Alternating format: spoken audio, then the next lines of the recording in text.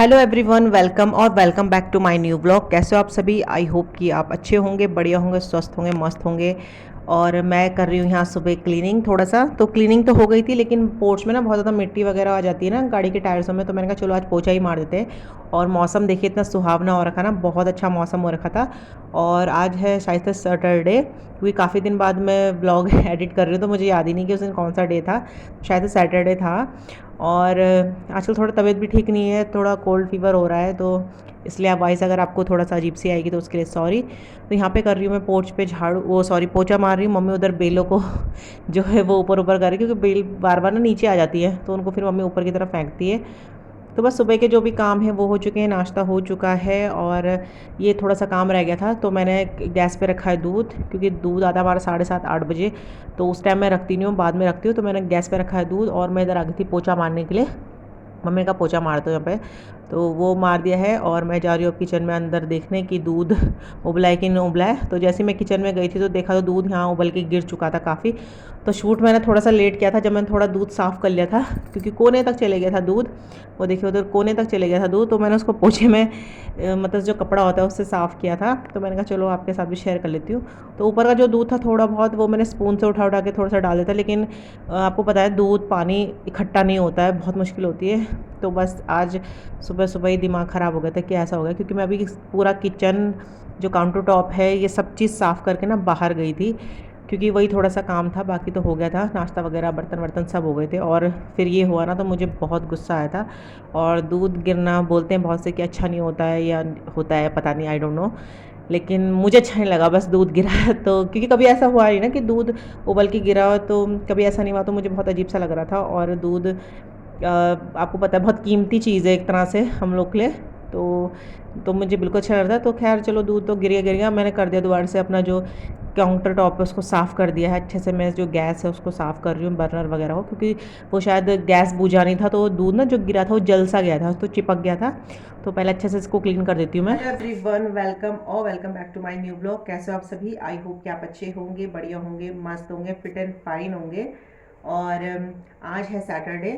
तो आज है सैटरडे, तो मौसम आपको पता है आजकल बारिश का बहुत ज़्यादा हो रहा है। जब से श्राद्ध स्टार्ट हुए हैं बहुत ज़्यादा बारिश हो रही है। तो मैं अभी आई थी पोर्च में पोछा मार के, जो मैंने लास्ट में क्लीनिंग के बाद करा था, क्योंकि बारिश की ना बूंदे मिट्टी बहुत ज़्यादा आ रही थी। तो मैंने कहा चलो पोर्च में मैं पोछा मार देती हूँ। और मैंने रखा था गैस पर दूध। तो अभी गैस क्लीन करके मैं जस्ट निपटी हूँ, क्योंकि सब कुछ क्लीन करके ना मैं गैस पे दूध रख के चली गई थी कि जब तक मैं पोछा मार के तब तक दूध उबल जाएगा। बट पता नहीं क्यों दूध गिर गया था। पता नहीं अच्छा होता है कि नहीं अच्छा होता है दूध गिरना। पर आज तक कभी ऐसा नहीं हुआ कि गैस में दूध रखा और गिर जाए, क्योंकि मैंने बिल्कुल कम आँच कर रखी थी। और पूरा दूध यहाँ से गिरने के उधर किनारे किनारे चले गया है, क्योंकि ढाल फर्श का उस साइड है ना, स्लिप का। तो वो किनारे किनारे चले गया था। तो वो क्लीन किया है। और मुझे बहुत गुस्सा आया था, क्योंकि सुबह मैंने अच्छे से क्लीन कर दिया था बर्तन वॉश करने के बाद गैस को। तो उसके बाद भी गंदा होता है ना, तो मुझे बहुत गुस्सा आता है। और स्पेशली दूध उसमें गिरा हो तो वो तो बहुत ही गंदा लगता है। तो मुझे दोबारा से गैस को अच्छे से क्लीन करना पड़ा, उसके बर्नर वगैरह सब चीज़ साफ़ करनी पड़ी। तो आज सुबह सुबह ही मूड ख़राब हो गया मेरा। और कल है आरब के जो, मतलब मेरे दादा ससुर जी हैं जो, हाँ आरब के दादा का तो हो गया श्राद्ध, जो दादा ससुर जी हैं उनका श्राद्ध है कल। हाँ शायद से कल है, मम्मी बोल रही थी। तो उनका श्राद्ध है, क्योंकि आजकल श्राद्धों का टाइम चल रहा है, आपको पता है डे बाय डे किसी न किसी का श्राद्ध होता ही है। तो आप लोग भी अपने घर में बना रहे होंगे। तो अभी आई हूँ मैं लंच बनाने के लिए किचन में। और लंच की मैंने कहा थोड़ा तैयारी कर लेते हैं। तो जो सीज़न की लास्ट मक्की है हमारे घर की, जो मम्मी ने छुट फुट जितनी मक्की थी वो निकाल दी है, तो वो मैंने भिगाने रखी थी सुबह। और अब पीस के बना रही हूँ उनकी पकौड़ी, और बनाऊँगी कढ़ी।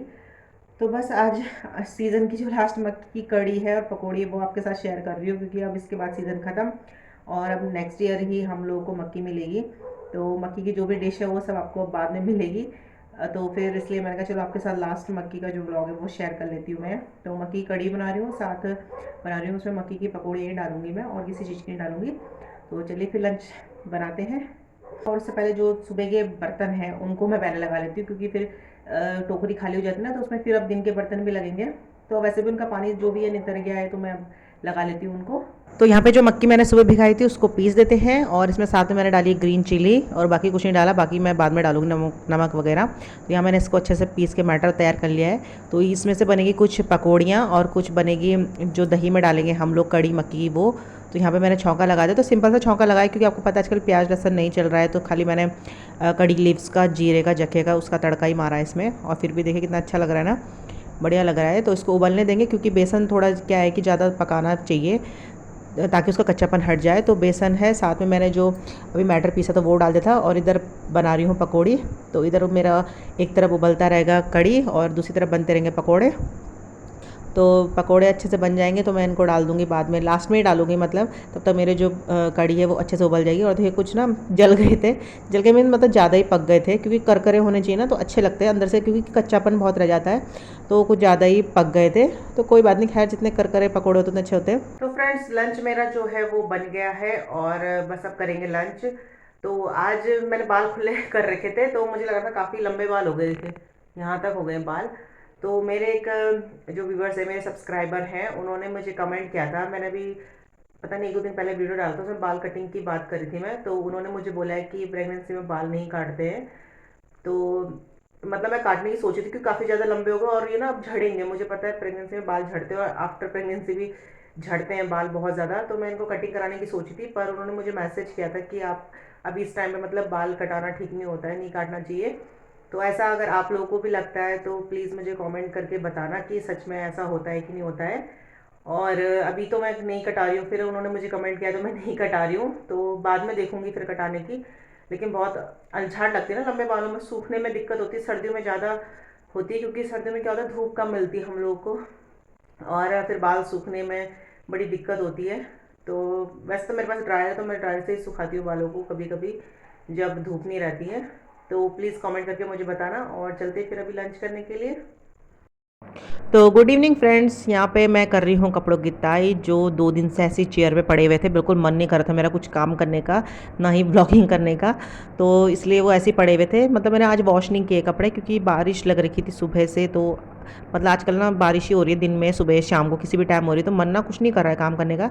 तो जो ये 2 दिन के कपड़े थे बस ये ऐसे ही पड़े हुए थे, मन नहीं कर रहा था उनको ताई करके कबर्ड्स में रखने का। तो मैंने कहा चलो बैठे बैठे क्या करें, इनको ही कर लेते हैं। और ताई करके मैंने कपड़ों को कबर्ड्स में रख दिया, तो थोड़ा जगह अच्छा सा लग रहा है ना, कमरा अच्छा लगता है जब सब चीज़ प्रॉपर जगह पे होती है तो अच्छा लगता है। और यहाँ पे रेडी हो रही हूँ मैं मार्केट जाने के लिए, क्योंकि मेरे हस्बैंड ने बोला कि चलो मार्केट चलते हैं, थोड़ा वेजिटेबल वगैरह लेके आते हैं। तो मैंने कहा चलो फिर। गुड इवनिंग फ्रेंड्स, तो अभी टाइम हो रहा है 5:30 बजे का, और मैं जा रही थी किचन में चाय बनाने के लिए, तो मैंने सोचा चलो ब्लॉग आगे थोड़ा सा कंटिन्यू करते हैं। और अभी जा रही हूँ मैं बाज़ार थोड़ा सा सब्जी वगैरह लेने के लिए, क्योंकि कल है हमारे घर में श्राद्ध, तो उसके लिए थोड़ा सामान चाहिए होता है, वो लेने जा रहे हैं हम लोग। तो मैं और मेरे हस्बैंड जा रहे हैं। तो सूट मैंने पहन लिया, बाल वाल भी सेट कर ही दिए बस ऐसे ही। और अभी बहुत तेज़ बारिश हुई थी 4 बजे, मतलब क्या बोलूँ मैं, अचानक से बारिश आई थी बहुत ज़्यादा तेज़। तो मक्की वक्की हमने फैला रखी थी ना, तो उसको फटाफट से हमने फिर पोर्च के नीचे रखा, क्योंकि एकदम से आती है ना बारिश तो फिर पता नहीं चलता क्या सामान उठाए क्या नहीं उठाए। सुबह के कपड़े वॉश किए हुए थे वो भी तार पे टंगे हुए थे, और जो भी मम्मी ने मिर्ची वगैरह सुखाने रखी थी ना, तो उनको भी रखना था। तो एकदम से भागा दौड़ी सी हो गई थी हम लोगों की, तो उनको हमने साइड रखा था। और अभी बारिश तो बंद हो गई है, उसके बाद धूप भी आ गई है बहुत अच्छी। तो हमने कहा चलो मार्केट ही चलते हैं, तो बस मार्केट जा रही हूँ। तो अभी मम्मी के पहले मैं चाय बनाऊँगी, उसके बाद चलेंगे हम लोग मार्केट। और हल्दी दी थी जो पिसाने के लिए, उसको भी लेकर आना है, तो आते हुए हम हल्दी भी लेके आ जाएंगे। तो चलते हैं फिर। तो फ्रेंड्स हम लोग आ गए हैं बाज़ार से, अभी मतलब आ गए, काफ़ी देर हो गई हम लोगों को। तो अभी आते हुए हम रास्ते से हमने आरब को भी ले लिया था ट्यूशन से, और मोमो लेकर भी आ गए थे, तो वेजिटेबल वगैरह ये सब ले लेते, तो लेट हो गया था ना, तो हमने आते हुए आरब को भी ले लिया। तो मैंने कहा चलो मोमो लेके ही चलते, तो वो सब हमने निपटाया भी, खाए, वो आपके साथ शेयर नहीं किया है, लेकिन अभी खाए थे हमने मोमोज। तो आरब की लाई थी मैं 2 टी-शर्ट, और स्लीपर लेकर आई थी, क्योंकि उसके स्लीपर ना बहुत स्लिपी हो गए, फिसल रहे हैं। तो स्लीपर तो पहन के वो भाग गया है, वो तो मैं आपको दिखाऊंगी नहीं, बट मैं टी-शर्ट लाई थी 2, क्योंकि आजकल आपको पता है कि मलेरिया डेंगू बहुत चल रहा है, और स्कूल में फुल स्लीव की जो टी-शर्ट है, मतलब फुल स्लीव वाले कपड़े स्कूल में बोल रहे हैं लाने के लिए। आजकल आरब ड्रेस पहन के नहीं जा रहा है, सिर्फ फुल स्लीव्स की पैंट और टी-शर्ट पहन के जा रहा है, शर्ट पहन के जा रहा है। तो मैंने कहा चलो 1-2 ले ही लेते, क्योंकि अब आपको पता है कि अब सर्दियाँ आ ही रही है, तो फुल स्लीव की तो टी-शर्ट चाहिए होती है, तो वो लेकर आई हूँ मैं। बाकी कल श्राद्ध है, तो थोड़ा बहुत वही सामान लेके आ रखी हूँ मैं। तो चलिए फिर मैं दिखाती हूँ आपको मैं आरब के लिए कौन सी टी शर्ट है। चप्पल तो पहन के चले गया है, जैसे ही उसने नई चप्पल देखी बस मैंने कहा साइज तो चेक कर ले, वो सब पहन के भाग गया है। और टी शर्ट मैंने उसे चेक करवा दी थी, क्योंकि मैंने कहा छोटी बड़ी हो तो फिर होता है ना वापस करानी पड़े, लेकिन लंबी लाई थी वैसे तो मैं, तो एक बार पहन के दिखाई तो अच्छी लगी। तो ये उसका फेवरेट कलर है ब्लू, तो मेरा भी फेवरेट कलर है, आरब का भी और उसके पापा का भी। तो ब्लू तो हमारे पास बिल्कुल लिया हमने। तो उसकी आस्तीन बहुत लंबी है, लेकिन स्लीव बहुत ज़्यादा लंबी है, लेकिन खैर कोई बात नहीं, फोल्ड करके चल जाएगा। तो स्लीव लंबी है। और एक ली थी रेड कलर की, तो आरब को रेड कलर भी पसंद है, ब्लू और रेड, तो उसकी भी फुल स्लीव है। जीन्स काफ़ी पड़ी है उसके पास, तो जीन्स तो नहीं ली हमने, तो इस टाइप की है ये। तो मुझे भी ठीक लगी, क्योंकि अब ये काम भी आ जाएगी स्कूल में, तो चलो कुछ दिन पहन के जाएगा, फिर उसके बाद मैंने कहा सर्दी आने वाली है, इनर के साथ अंदर काम आ जाएगी ना बच्चों के, तो मैंने कहा चलो ले ही लेते हैं। और बस बाकी और सामान लिया था, सब्जी वगैरह ये सभी लिया था। तो बस आज के ब्लॉग को यहीं पर एंड करती हूँ। पता नहीं ब्लॉग कितना लंबा हुआ होगा, मैंने आज चेक भी नहीं किया है। तो ब्लॉग का एंड यहीं पे करती हूँ। आई होप कि आपको ये छोटा सा ब्लॉग है जो पसंद आया होगा। पसंद आए तो लाइक शेयर कमेंट ज़रूर कीजिएगा, मेरे चैनल पर तो सब्सक्राइब ज़रूर कीजिएगा, लाइक ज़रूर कीजिएगा, और अपना सपोर्ट जो है बनाए रखिएगा। तब तक के लिए बाय बाय, टेक केयर।